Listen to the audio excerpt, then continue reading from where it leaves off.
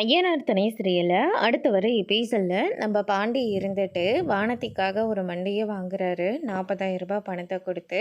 அது வானதிக்கு தெரியாமல் சர்ப்ரைஸாக வண்டி எல்லாத்தையும் பக்காவாக ரெடி பண்ணி நான் இதை வானதிக்கு கிஃப்டாக கொடுக்க போகிறேன் அப்படின்னு சொல்லிட்டு நம்ம பாண்டி ஒவ்வொன்றும் பார்த்து பார்த்து பண்ணிக்கிட்டு இருக்காங்க. கண்ணை இருந்துட்டு, அண்ணன் நீங்கள் பண்ணுறதெல்லாம் கொஞ்சம் ஓவராக தெரியலையா? 40,000 ரூபாய் சும்மாவாண்ணே, எதுக்காகண்ணே நீங்கள் 40,000 ரூபாய் பணத்தை கொடுத்து வானதிக்காக அந்த வண்டியை வாங்கியிருக்கீங்க? வானதியோட மைண்டு எந்த நேரத்தில் எப்படி மாறுனே தெரியாது. ஏற்கனவே உங்களை வேண்டான்னு சொல்லி மணமடை வரைக்கும் போனவங்க தானே அவங்க அப்படின்ற மாதிரியும் சொல்லிக்கிட்டு இருக்காங்க. அவள் கோவத்தில் என்ன வேணாலும் பண்ணியிருக்கட்டாண்டா, ஆனால் என்றைக்குமே அவள் என்னை விட்டு போகணுன்னு ஒரு நாளும் நினச்சது கிடையாது. அதனால தாண்டா வானதிக்கு இது எல்லாத்தையுமே ஒவ்வொன்றும் பார்த்து பார்த்து நான் பண்ணிக்கிட்டு இருக்கேன் அப்படின்ற மாதிரியே சொல்லிடுறாங்க.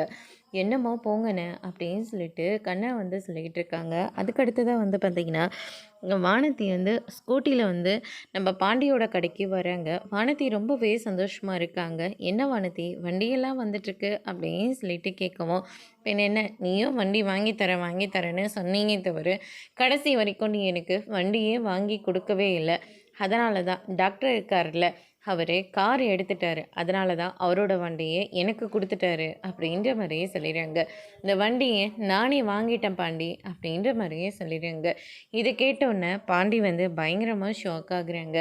உனக்காக தான் இந்த வண்டியை நான் கிஃப்டாக கொடுக்கலான்னு நினச்சேன், ஆனால் அதுக்குள்ளே நீயே வாங்கிட்டில்ல, ரொம்ப சந்தோஷம் வானதி அப்படின்ற மாதிரி சொல்கிறாங்க. அதோட பிரம்ம முடிச்சிருக்காங்க.